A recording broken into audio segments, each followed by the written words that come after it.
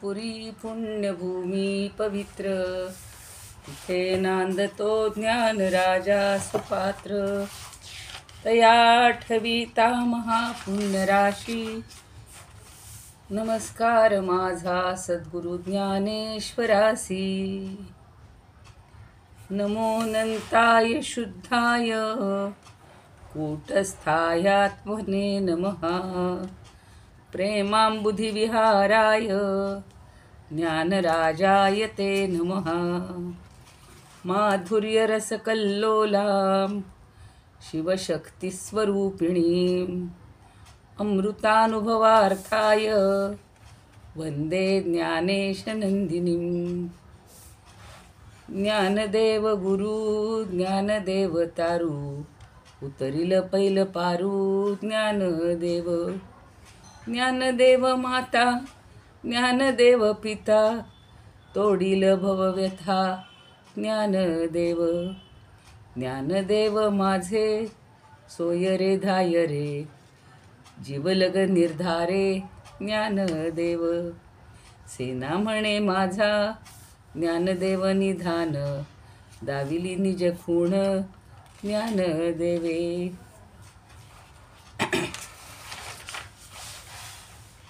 समाधिस्थमूर्तिं भजे ज्ञानदेवं, भजे ज्ञानदेवं, भजे ज्ञानदेवं.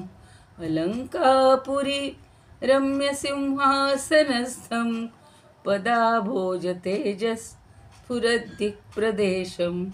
विधीन्द्रादिदैवस् सदा स्तूयमानं, समाधिस्थमूर्तिं भजे ज्ञानदेवं, समाधिस्थमूर्तिं भजे ज्ञानदेवं. गदाशङ्खचक्रादिभिर्भाविताङ्गं, चिदानन्दसौलक्षण नाट्यस्वरूपं.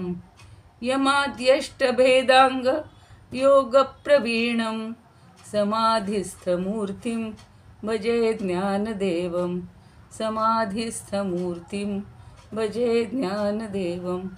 मुदा यस्य वक्त्रात् श्रुतिं पाठयन्तं, प्रतिष्ठाय कुर्यात् सुधीसङ्गसेव्यं.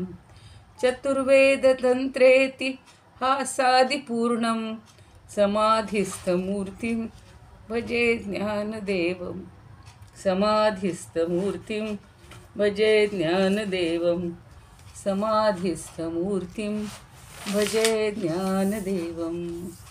ज्ञानेश्वर महाराज की जय. पंढरीनाथ भगवान की जय. जय तू ज्ञानेश्वर. आपण अमृतानुभवाच्या अनुभवाचा आनंद घेत आहोत. अमृत याला कधीही शेवट नाही, जो अखंड आपल्याला अनुभवायला मिळणार आहे. आणि ज्ञानदेवांच्या अनुभवातून आपण अनुभव घेत आहोत. आपल्यालाही तसाच अनुभव यावा अशी ज्ञानदेवांची इच्छा आहे, अशी त्या ग्रंथाची काहीतरी अपेक्षा आहे. त्यामुळे आपण 4 ओव्या पाहिलेल्या होत्या. चौथी ओवी अशी होती, जयाचे नि अपांग पाते, बद्ध मोक्षपणी आते, भेटे जाणतया जाणते जयापाशी. म्हणजे सद्गुरूच्यामुळं किंवा सद्गुरूनं शिष्याकडं कसं पाहिलं आहे तर अर्धोन्मिलित अशा दृष्टीनं पाहिलेलं आहे. आणि देहाशी तादात्म्य पावलेली बंधरूप जी जीवदशा आहे ती आता मोक्षरूपाला येते असं त्यांनी सांगितलेलं होतं. आणि सद्गुरूंच्या संबंधामुळं सच्शिष्य आत्मज्ञान संपन्न झाला, बद्ध मोक्षपणी आले. जो बद्ध होता, जो बंधनात होता, तो आता मोक्षपणाला आलेला आहे, म्हणजे मोक्षाला प्राप्त झालेला आहे. भेटे जाणते या जाणते जयापाशी. आणि त्यामुळं तिथे ज्ञाता ज्ञेय आणि ज्ञान ही त्रिपुटी ही संपुष्टात आलेली होती. आणि यालाच त्यांनी भेटे जाणतया जाणतयास जाणते असं किंवा जाणते जयापाशी असं म्हटलेलं होतं. तर म्हणजे एकदा ज्ञान झालं की ही त्रिपुटी संपते. चांगदेव 65 किती वेळा त्याचा उल्लेख केलेला होता. पण याचा प्रत्यक्ष अनुभव आल्यानंतर स्वतः आपण हल्ली म्हणतो ना की हे वापरून पहा, हे मी वापरलेलं आहे, मग तुम्हाला त्याचा अनुभव येईल. मग आपण तिसऱ्यांना सांगतो, अहो आम्ही पण गेलो बाजारात, अमक्या अमक्याने ही वस्तू सांगितली आणायला आणि इतकी छान आहे ना की बस. पण ते वस्तूंच्या बाबतीत आहे, इथं आपल्याला आयुष्याचा अनुभव घ्यायचा आहे. आणि तो ते सांगतायत की आपणही असं ज्ञाता ज्ञेय ज्ञान ही जी माझ्या मनामध्ये सतत त्रिपुटी असते, काय शिकायचं आहे? अमृतानुभव शिकायचा. म्हणजे तो अमृतानुभव वेगळा आहे, मी वेगळी आहे, सांगणारे ज्ञानदेव वेगळे आहेत, हे सारखं आपल्या डोक्यात असतं. पण हळूहळू आपण ज्ञानदेवांच्या अमृत अनुभवाशी किंवा अमृत अनुभवाशी आपणही तसेच एकरूप झालो की मग ते ज्ञानदेव वेगळे राहणार नाही आहेत, त्यांचा अमृतानुभव वेगळा राहणार नाही आणि अभ्यास करणारा मी ही वेगळा राहणार नाही. सगळ्या श्रोत्यांना आणि सर्व अभ्यासकांना ज्ञानदेवांच्या अगदी मनापासून वंदन करते. सर्वांच्या हृदयस्थ परमात्म्याला वंदन करते. ज्ञानदेवांना वंदन करूया. आणि आजपासून दादांनी आणि आम्ही असं ठरवलं की हा एकेरी प्रवास संपवायचा. आणि मागे मी चांगदेव पासिष्ठच्या वेळेला प्रयत्न केला होता की मी म्हणीन ओवी, माझ्या मागोमाग तुम्ही म्हणा. सगळ्यांकडे कदाचित पुस्तक नसेलही, पण बहुतेकांनी आपण तेव्हा आळंदीला असताना घेतलेली आहेत, काहींनी मागवलेली आहेत. दादांनी जोग महाराजांची प्रत सगळ्यांना पाठवली होती. तर आपण 4 ओव्यापर्यंत आता श्रवणाचं काम केलेलं आहे. पण आजपासून जी ओवी म्हणायची आहे ती माझ्याबरोबर, म्हणजे माझ्या मागोमाग म्हणा. थोडासा तुमचा सहभाग होईल आणि एक वातावरणात असं चैतन्य निर्माण होईल. हा जो आत्ता सांगितला तसा त्रिपुटीचा भाग संपेल, तुम्ही आणि मी आणि हे ग्रंथ हे सगळे एकरूप होऊन जाऊया. तर 5वी ओवी आज म्हणायची आहे. कैवल्य कनकाची. दादा म्यूट करणार आहे सगळ्यांना. हा, एक मिनिट ताई. सगळ्यांना एक विनंती आहे, सर्व साधकांना. ताई, एक ओवीचं आपण 4 भागामध्ये ती ओवी म्हणणार आहोत ना ताई? हो हो. काय एक पोळ एका वेळेस हो हो, अगदी सांगणार. अर्धा भाग. हा, तेवढं ताई म्हणतील. ताईंच्या माग सगळ्यांनी एका लईत, एका चालीत असं म्हणायचं आहे. मागे पुढे होऊ नका, म्हणजे गोंधळ होणार नाही. नाहीतर मग कोण काय म्हणतं लक्षात येत नाही. शक्यतो ताईंनी सांगितलेल्या चालीमध्ये आणि त्याच लईमध्ये सगळ्यांनी म्हणावं ही विनंती. सुरू करूया. हो, सगळ्यांना अनम्यूट केलंय. 1 मिनिट ताई. हो, सगळ्यांना मी अनम्यूट केलेलं आहे. सगळे अनम्यूट व्हा कृपया प्लीज. अनम्यूट रिक्वेस्ट टाकली आहे सगळ्यांना. मी आता ते म्हणणार आहे, तुम्हाला म्हणून सांगितलं. हा, राजश्री गुजरताई बोला, तुम्हाला काय बोलायचं आहे? विष्णुबुवा जोग महाराज यांचा सार्थ अमृतानुभव. हो,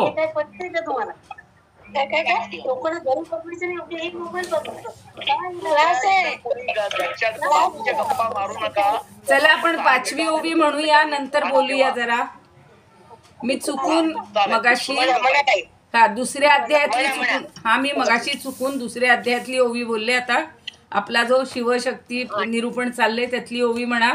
मूलायाग्राय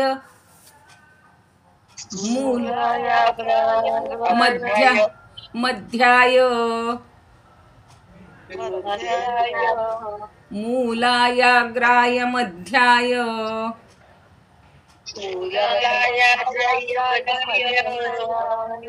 मूलमध्याग्रमूर्तये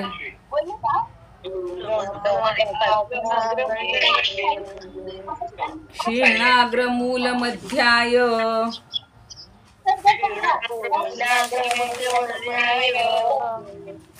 नमः पूर्णाय शंभवे.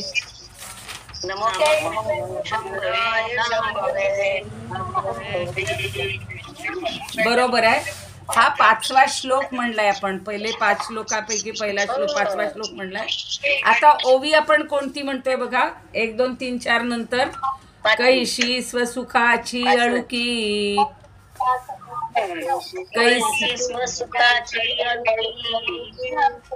कैसी स्वसुखाची अळुकी.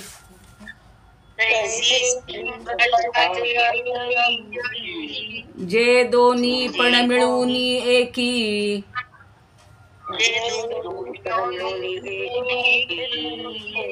जे दोन पण मिळवून एकी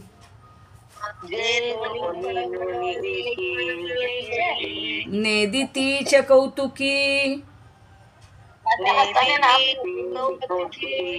एक पण फुटे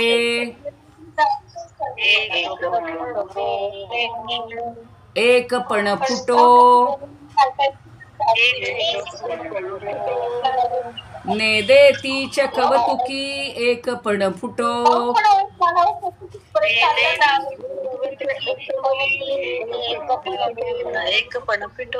सगळ्यांनी चांगलं म्हणलंय. फक्त आता मध्ये मध्ये कोणी बोलू नका. कैसी स्वसुखाची अळुकी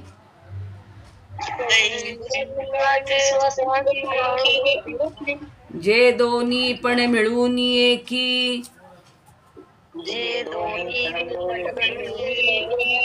नेदितीच कौतुकी एक पण फुटो.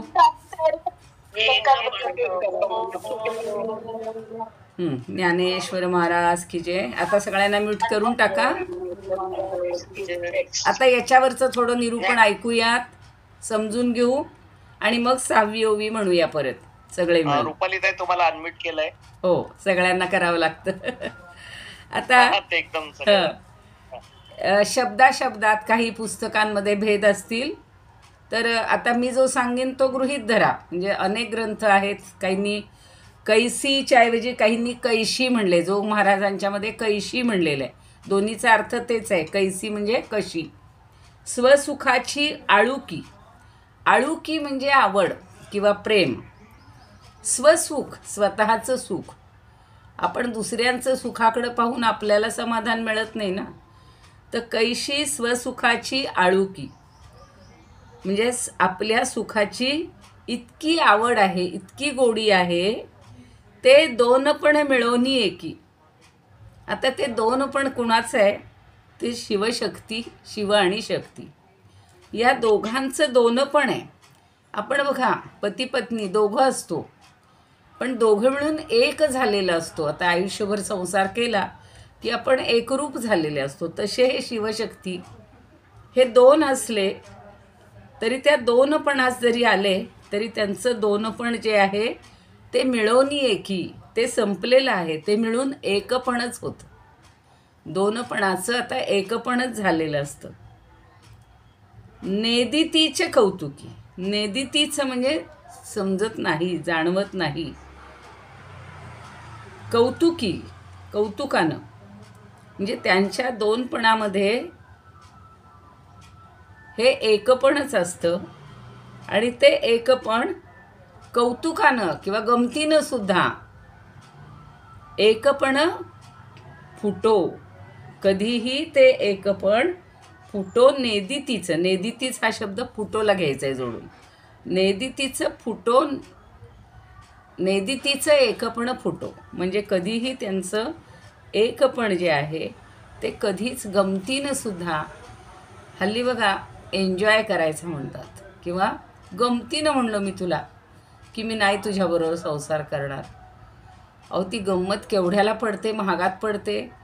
पण इथं हे जे आहे दाम्पत्य, शिव आणि शक्ती, ही जी जोडी आहे ही गमतीनं सुद्धा कधीही अशी फुटत नाही किंवा त्यांच्यामध्ये फूट पडत नाही. त्यांच्यामध्ये दोन पण राहत नाही. ते इतके एकरूप झालेले आहेत, इतके एकरूप आहेत की त्यांच्यात भेदच नाही आहे. खूप सुंदर अशी ओवी आहे. पुन्हा एकदा मी म्हणून दाखवते आणि पुन्हा एकदा अर्थ सांगते. भक्ती सुखाची प्रीती मोठी, तेथ ज्ञानवृत्ती रूप जगजेठी. ही गुलाबराव महाराजांनी त्याच्यावर रचलेली ओवी आहे. आणि आश्चर्य शेवटी दोन पणच नसे. सोप्या भाषेत त्यांनी तेच सांगितलेलं आहे की ही भक्तिसुखाची, स्वसुख म्हणजे त्यांनी भक्तिसुख असा अर्थ घेतलेला आहे की भक्तिसुखाची प्रीती म्हणजे आत्मरूपालाच भक्तिसुख म्हणलेलं आहे. स्वतःला स्वरूप समजलं ना की ते स्वसुख प्राप्त होतं. आणि स्वसुख म्हणजेच भक्तिसुख असं गुलाबराव महाराज म्हणतात. तर ती भक्तिसुखाची प्रीती मोठी, म्हणजे भक्तिसुखाची किंवा आत्मस्वरूपाला भक्तिसुखाची म्हणजे आपलं सुख आपणच भोगण्याची इतकी गोडी आहे. प्रीती, अत्यंत गोडी, प्रीती मोठी. मला त्याच्याबद्दल प्रेम वाटतं. म्हणजेच काय असतं, एकमेकांबद्दल अत्यंत प्रीती असते आणि ती इतकी मोठी आहे की आश्चर्य शेवटी. आणि त्याच्यामध्ये आश्चर्य वाटेल इतका एकरूपपणा आहे, दोनपणच नसे. तुम्ही हा भेदच संपलेला आहे. म्हणजे दोनपणाला जरी ते आले असले, दोनपणाने जरी वाटत असले तरीसुद्धा त्या भक्तिप्रेमामध्ये त्यांचं दोनपण उरतच नाही. तेच ज्ञानदेवांनी सांगितले, कैसी स्वसुखाची आळुकी. आळुकीचा अर्थ सांगितला प्रेम किंवा आवड. त्यालाच गुलाबराव महाराजांनी प्रीती शब्द वापरला. आणि ते दोनपण मिळवून एकी, ते दोन्ही मिळून काय झालेलं आहे, त्यांच्या ठिकाणी एकीच झालेली आहे.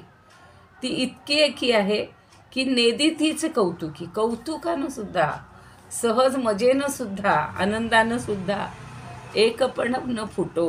त्यांचं एकपण फुटत नाही. म्हणजेच दोनपणाही उरत नाही आणि एकपणच शिल्लक राहतं, फुटत नाही. म्हणजे त्यांच्या कधी फटाफूट होतच नाही. ते दोघं एकरूपच आहेत. आता या शिवशक्तीच्या दोनपणाचं वर्णन करताना ज्ञानदेव महाराज काय म्हणतायत की मुळात परमात्मा एक आहे. आता नेहमी ही शिव वेगळा आणि शक्ती वेगळी ही जगाच्या निर्मितीसाठी किंवा आपल्याला हा भास व्हावा म्हणून ते सगळं आहे. पण परमात्मा एक असला तरी शक्तीसहितच आहे. म्हणजे तो वेगळा नाही आहे किंवा शक्ती त्याच्यापासून वेगळी नाही आहे.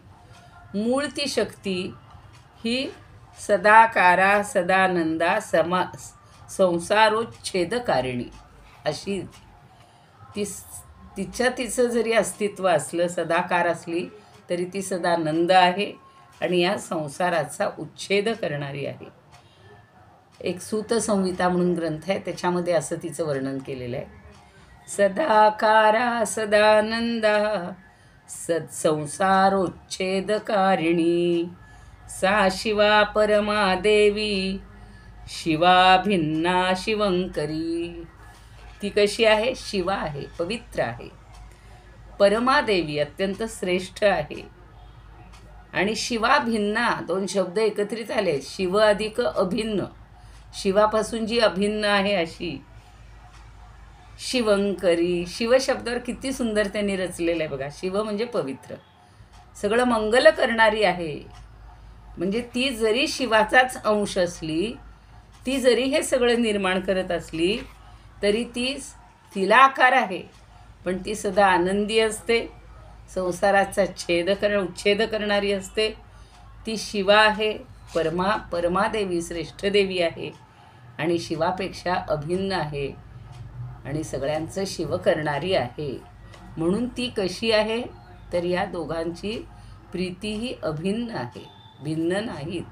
आपण आपले शब्द बोलण्यासाठी शिव आणि शक्ती असे दोन शब्द वापरतो, पण खरं म्हणजे ते दोघं एकरूपच आहेत. अशी ही कल्याणकारक शक्ती आहे, मंगल करणारी आहे, शिवाशी अभिन्न आहे आणि शिवशक्ती मिळूनच शिव आहे. आपण म्हणतो की नाही की काही जण म्हणतात तुझ्याशिवाय मी लंगडा आहे, किंवा आपण म्हणतो तुमच्याशिवाय मी अपूर्ण आहे. एकटा मनुष्य काहीच करू शकत नाही, पण दोघांचं जेव्हा विवाह होतो आणि ज्या वेळेला आपण एकत्रित येतो तेव्हा ही सगळे संसाराचं काय म्हणू, रथ म्हणा, गाडा म्हणा किंवा संसार सागर म्हणा, हा तरुण जायला सोपा पडतो. आणि म्हणूनच ही शिवशक्ती मिळून शिव आहे, एकटा शिव नाही आहे. त्याच्यामध्ये शक्ती अंतर्भूतच आहे आणि प्रेम हेच तिचं स्वरूप आहे. म्हणून स्वसुखाची आळुकी म्हणलेलं. आळुकी म्हणजे आवड, प्रेम आहे. आणि शिवाला जे स्वात्म प्रेम आहे, स्वतःचं जे प्रेम आहे, ती म्हणजेच ती देवी आहे. आणि हे प्रेम इतकं अवीट आहे की ते कधीही विटत नाही. अवीट शब्द मुद्दामच वापरतात की ज्याचा कधीही वीट येत नाही. ज्ञानदेवांना अमृताचा अनुभव आलाय, तो असाच आहे. अमृत कधी संपावं वाटतं का? आपल्याला मिळालेलंच नाही, पण आता आपण अनुभवतोय. की ते अवीट आहे. कधी आनंद म्हणजे त्याचा वीट येणार नाही, कंटाळा येणार नाही. व्यवहारातली भाजी बघा एखादी, रोज रोज जर वांग्याची भाजी केली तर आयुष्यातली वांगी संपून जातील. काही ठिकाणी आम्ही आता मागे ग्वालियरला होते, 3 महिने आम्ही ट्रेनिंगला होते मी NCCच्या. एकदम आठवलं बरं का उदाहरण. आणि तिकडे मध्य प्रदेशात सगळ्यात आलू म्हणजे बटाटा. 3 महिने रोज कशात न कशा तरी बटाटा भाजीत मिक्स असणार म्हणजे असणार. तेव्हा आम्ही म्हणायचो की आता आयुष्यभर बटाटा नाही खाल्ला तरी चालेल, कारण त्या बटाट्याचा वीट येतो, मग त्या गोष्टीचा वीट येतो आपल्याला. रोज तुम्हाला कोणी श्रीखंड पुरी दिली रोज नाही चालणार. ती आत्ता या वसंत ऋतूमध्ये पाडव्याच्या दिवशी किंवा असं दसरा दिवाळीला काहीतरी निमित्तानं खाल्ली तर मजा असते, त्याचा वीट येत नाही. रोज जर तुम्हाला तेच पक्वान्न मिळालं चालणार नाही. तसं ह्या शिवशक्तीची जी गोडी आहे, अवीट आहे, प्रेम आहे, हे अवीट आहे. ते कधीही त्यांच्यातलं संपत नाही, कंटाळा येत नाही. Doctor V. कुलकर्णी म्हणून आहे, ते सुद्धा त्याच्याबद्दल असं थोडं सांगतात की ही स्वरूपानंदाची आवड इतकी, शिवशक्ती दोघं मिळून एक असतात, दोघं आत्मसुखातच रमलेली असतात. आपण तू मी मी मी काय म्हणतात ना, तू तू मी मी असं सगळं त्यांच्या घरात चालतं, पण त्यांच्या ठिकाणी ते तसं नाही आहे. त्यांना सुखासाठी स्वतःखेरीज इतर काही लागतच नाही. हे दोघं एकमेकांना पुरेसे आहेत. इतके की ते दोघं सहज गंमत म्हणून सुद्धा आपला एकपणा फुटू देत नाहीत. मगाशी सांगितलं तसं गमतीनं सुद्धा असं म्हणायचं नाही की, आणि हल्ली अनेक संसार असे सुटतायत तुटतायत, तू मला हे दिलं नाही की तुझा माझा संबंध संपला. इतकं तकलादू जीवन झालेलं आहे सध्याचं सांसारिक जीवन. मग आम्ही म्हणतो अरे आम्ही 50 वर्ष 60 वर्ष कसा काय संसार केला असेल. काही 75 वर्ष जगलेले लोक आहेत आयुष्य वैवाहिक जीवन. तर गंमत म्हणून सुद्धा हे कधीही एकपणा आपला फुटू देत नाहीत. बघा सध्याच्या काळात जर ह्या तरुणांनी हा अमृतानुभव अनुभवला किंवा शिकला तर असं कोणीच म्हणणार नाही, मग हा सगळा अनुभव कायमचा राहील. दोघांमधलं एकटेपण संपणार नाही. एकटेपण म्हणजे एकपण हे कधीही संपणार नाही. आणि परस्परांच्या मिलनाचा हा प्रेमरंग दोघांनाही हवाहवासा वाटतो. काय सुंदर रचना केलेली आहे बघा. आणि तो अप्रूप आहे, अप्रूपाचा आहे. कुठल्याही परिस्थितीत या दोन्हीपणाच्या एकत्रित एकीला ते धक्का लावून देत नाही. 2 पण आहेत पण तरीसुद्धा त्यांची एकी आहे आणि त्याचा कधीही भंग होऊ देत नाही. अशीही त्यांची चैतन्य विलासाची उत्कटता आहे. त्यांचा चैतन्याचा हा विलास आहे आणि त्यात अत्यंत उत्कटता आहे. राम सीता, लक्ष्मी नारायण, सगळी जी आपली भगवंतांची जोडी आहेत, एकनाथ आणि त्यांची पत्नी, सगळे संत ज्यांनी विवाह केलेले होते ते विवाहित असूनही त्यांच्यामध्ये अशीच एकी होती. थट्टासुद्धा तिथे चालतच नव्हती. थट्टेनं सुद्धा ते असे विलग होऊ शकत नव्हते. म्हणून आपण गीर्वाण अनुभव, मी तुम्हाला सांगितलं की श्रेष्ठ लोकांनी पुन्हा या अनुभवामृताचं संस्कृत केलेलं आहे. मला ती रचना इतकी सोपी वाटते की तेवढ्या 2 ओळी मी म्हणते, आता त्या काही तुम्हाला म्हणायला लावत नाही. अमृतानुभव कथम, अमृतानुभवम कथम, स्वसुखलुब्धौ तौ द्वैतभावेन मिलितौ. खरं ते द्वैतभावानं एकत्रित आलेत. कौतुकेनापि नैकत्वं, कौतुकेनापि नैकत्वं, ददतौ स्फुटितुं मिथः, ददतौ स्फुटितुं मिथः. म्हणजे कौतुकानं सुद्धा मजेनं सुद्धा त्यांचं एकत्व कधी असं फुटत नाही, तुटत नाही. इतके ते एकरूप आहेत सगळ्यांचे. मग आपले स्वरूपानंद तर त्यांनी तर खूपच सुंदर अभंग रचलेले आहेत. आता त्यांच्या ओव्या वाचल्या की आपल्या मनामध्ये अगदी अर्थ पक्का होतो. कैसे एकमेका आवडे स्वसौरस, नामोडिता ऐक्य कौतुकेही. कैसे एकमेका आवडे सौख्य बरं का, नामोडिता ऐक्य कौतुकेही शिवशक्ती रूपे दाखवोनी द्वैत शिवशक्ती रूपे दाखवोनी द्वैत भोगिती एकांत आवडीने. दाखवायला ते शिवशक्ती आहे दोघं जण द्वैत म्हणून दाखवत आहेत, पण भोगतात काय? एकपण, एकांत, एकाचा अंत. म्हणजे एक सुद्धा तिथे राहत नाही, दोघं जुडले जातात. परस्पर प्रीती रहावे अभंग न व्हावा वियोग म्हणूनिया. परस्पर प्रीती रहावे अभंग न व्हावा वियोग म्हणूनिया. ब्रह्मांडाए वढे जरी व्याली बाळ. आता हे ब्रह्मांड म्हणजे केवढं आहे हो. आपण एवढंसं जे 3-4 किलोचं बाळ जन्माला घालतो तर केवढ्या यातन होतात महिलांना. आणि तिनं एवढं ब्रह्मांड आहे वढ जरी व्याली बाळ, तिने एवढं मोठं बाळ जन्माला घातलंय. नांदती केवळ एकत्वेती. पण त्यांच्यामध्ये भेद पडत नाही कधीच असा. ते एकत्रितच नांदतात, एकत्वानीच नांदतात. भासविती जग तरी तोही चांग भासवती जग तरी तोही चांग स्वस्वरूपाचा भोग स्वरूपासी. स्वरूपासी स्वस्वरूपाचा भोग घेतात. स्वरूपेच घेती स्वरूपाचा भोग काय होई भंग एकत्वाचा. एकत्वाचा भंग प्रश्नचिन्ह विचारलेलं. काय होई भंग एकत्वाचा. अजिबात त्यांच्या एकत्वाचा भंग होणार नाही, होत नाही. बस हेच आपल्याला घ्यायचं आहे आयुष्यामध्ये, की आपण सुद्धा संसारामध्ये, अर्थात काही जण संन्यासीही असतील, पण त्यांच्या ठिकाणी सुद्धा तो आत्मानुभव घेत असताना असा कधीही द्वैताचा अनुभव त्यांना येणार नाही. ज्ञानदेवांनी कुठं विवाह केलेला होता, पण ह्या शिवशक्तीचं त्यांना स्वरूप समजलं होतं. आपल्याजवळच ते आहे आणि त्याचा अनुभव घेत घेत ते म्हणत आहेत की या एकत्वाचा कधीही भंग होऊ देऊ नये, होणारच नाही. या देवाला आता माधवजी डोमकोंडावर आहेत, त्यांनीसुद्धा त्याच्याबद्दल असं म्हणलं आहे की या देवाला स्वतःचं सुख म्हणजे स्वस्वरूपानंद भोगण्याची एवढी आवड निर्माण झाली की तो स्वस्वरूपानंदाच्या अनुभवात खंड पडू न देता द्वैताच्या आविर्भावात म्हणजे साक्षी भावानं भोगता भोग्य आणि जे आपण द्वैत म्हणतो किंवा त्रिपुटी म्हणतो ते भोगता आणि भोग्य या अनुभवाचा अनुभव घेतात, आनंद घेतात.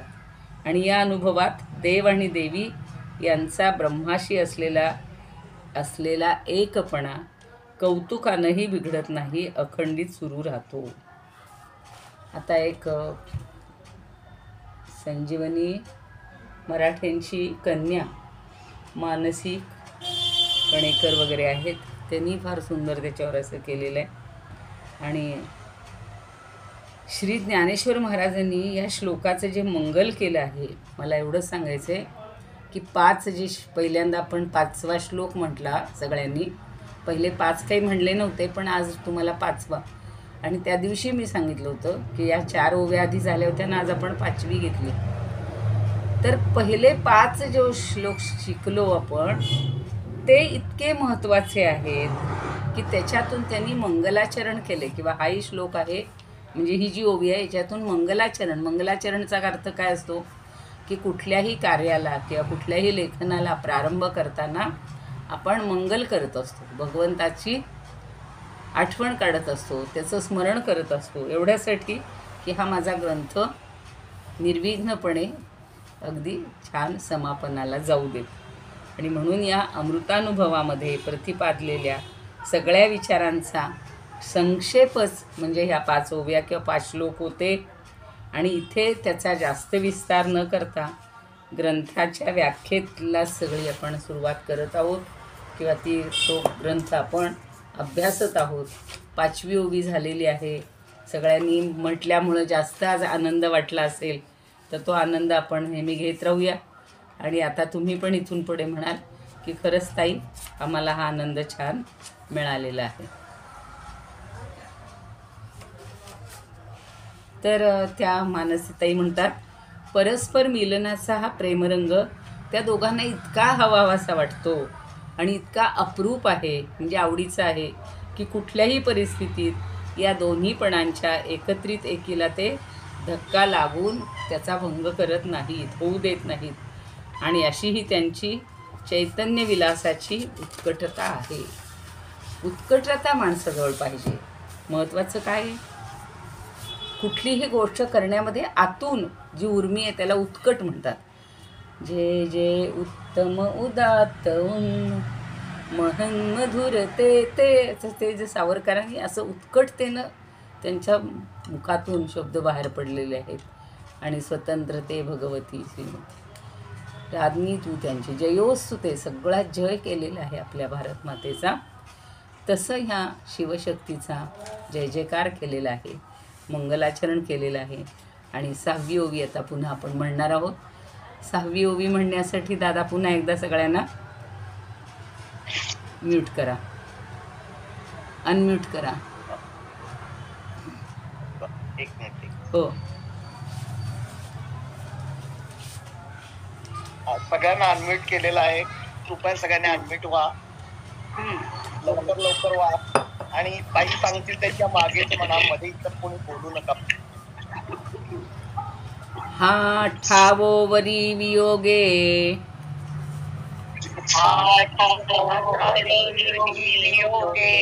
हा ठावो वरी वियोगे भेडे,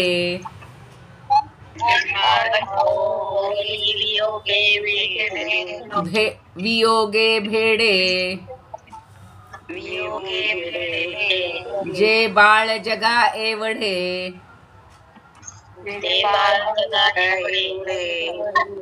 जे बाळ जगा एवढे,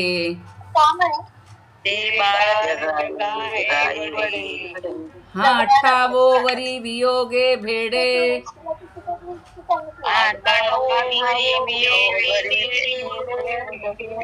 जे बाळ जगा एवढे,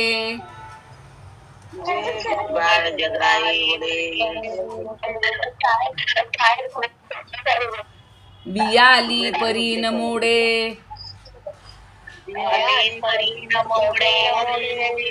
दोधुले पण,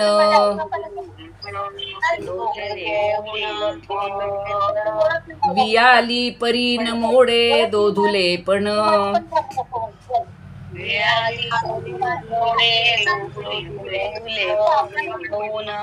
हा ठावो वरी वियोगे भेडे,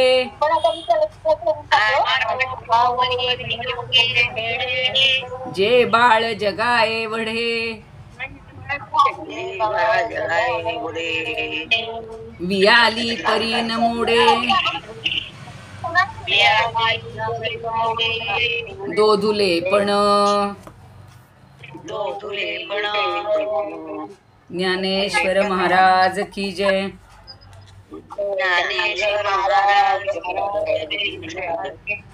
सगळ्यांना म्यूट करून टाका.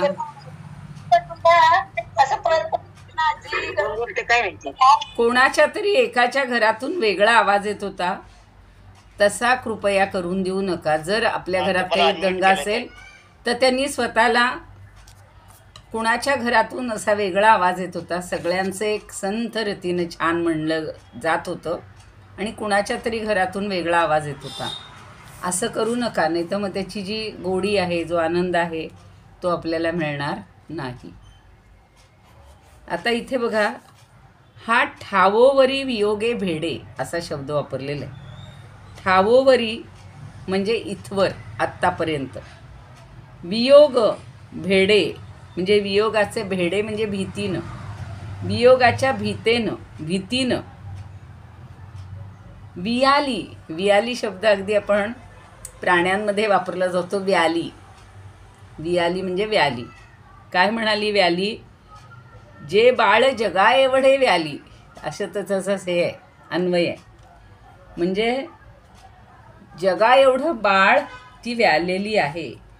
हा ठावोवरी जे जगा एवढे बाळ, वियोग भेडे वियाली, परी दोधुलेपण न मोडे. पण तरीसुद्धा दोघुलेपण किंवा दोधुलेपण, दोघुलेपण असाही शब्द वाटतोय. म्हणजे दोन दोन असण्याचं, दोन असणं, याला दोघुलेपण म्हटलेलं आहे ते. न मोडे ते मोडत नाही, म्हणजेच त्यांचं एकरूपताच कायम राहते. ठावोवरी म्हणजे मी आत्ता म्हणलं तसं इथपर्यंत सांगितल्याप्रमाणे, पूर्वी सांगितल्याप्रमाणे ही जी प्रकृती आणि पुरुष आहेत, या प्रकृती आणि पुरुषांच्या म्हणजे शिवशक्तीच्या दोनपणावरच किंवा दोनपणाच्या ठिकाणीच जगा एवढं बाळ ही शक्ती व्याली आहे, म्हणजे प्रसवली आहे. सोपा शब्द आपण घेऊया आपल्याला जो आवडतोय तो. पण शिवशक्तीच्या दोनपणात बिघाड कधीच आलेला नाही किंवा बिघाड कधीच झालेला नाही. कधी कधी असं होतं, कधी कधी आपल्या संसारामध्ये, की जोपर्यंत दोघंच असतात तेव्हा एकमेकांवर इतका जीव टाकत असतात, आणि तिसरं संसारात आलं बाळ, मग मुलगा असो मुलगी असो, बाळ आलं की मग आईचं नकळत लक्ष सगळं त्या बाळावर जातं आणि नकळत पतीकडं थोडंसं दुर्लक्ष व्हायला लागतं. पण ही जोडी अशी आहे, आता याच्यातनं आपण काय घ्यायचं बघा.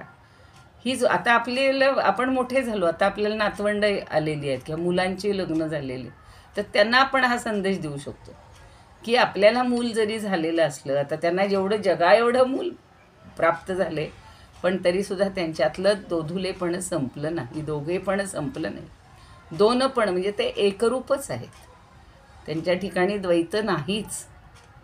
आणि ह्या दोनपणात कधी बिघाड आला नाही, म्हणजे आपण जरी वेगळे असलो तरी तसे एकच आहोत, म्हणून तिथे दोनपणात एकपण असं लक्षात ठेवायचं. गिरवाण अनुभवामध्ये असं म्हणले, इत्थम वियोग भीरू तौ सुवाते बालतम जगत, बालकम जगत. सुवाते म्हणजे ते व्यायली. अद्यापि द्वैत भावोयम जगत्यस्मिन् खंडयते, अद्यापि द्वैत भावोयम जगत्यस्मिन् खंडयते. इथंच थांबूया. दुसरी ओवी फक्त म्हणून झालेली आहे. उद्याला आपण आलो की एकदा म्हणू आणि त्याचा अनुभव घेऊया. हे म्हणायची आहे, काल मी परवा पाठवलेली होती आरती, जरा सोपी आहे, वेगळी आहे. ती सगळ्यांनी आता तोंडपाठ करा आणि म्हणत राहूया सगळेजण बरोबर. तुम्ही मनातल्या मनात म्हणा, कारण ते अनम्यूट केलं की थोडा गोंधळ होते. जय देव जय देव जय ज्ञान सिंधू, जय देव जय देव जय ज्ञान सिंधू. नामस्मरणे तुमच्या तुटे भवबंधू, तुटे भवबंधू. 1400 वरुषांचे तप्ती तिरवासी, येऊनी चांगदेव लागती चरणासी. करुणी कृपा दैवे अनुग्रहिले त्यासी, देऊनी आत्मज्ञान केले सहवासी. खरं चांगदेवांचा उल्लेख आहे, हे आपण तेव्हा म्हणायला पाहिजे होतं. जय देव जय देव जय ज्ञान सिंधू, नामस्मरणे तुमच्या तुटे भवबंधू. जय देव जय देव.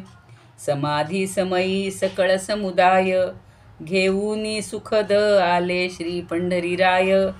दारी अजान वृक्ष सुवर्ण पिंपळ सुमाय, जाणूनी महिमा नित्य, जाणूनी महिमा निळा चरणतळ चरणातळी राहे.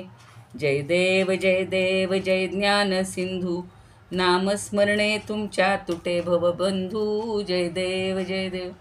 ज्ञानेश्वर महाराज की जय, पंढरीनाथ भगवान की जय.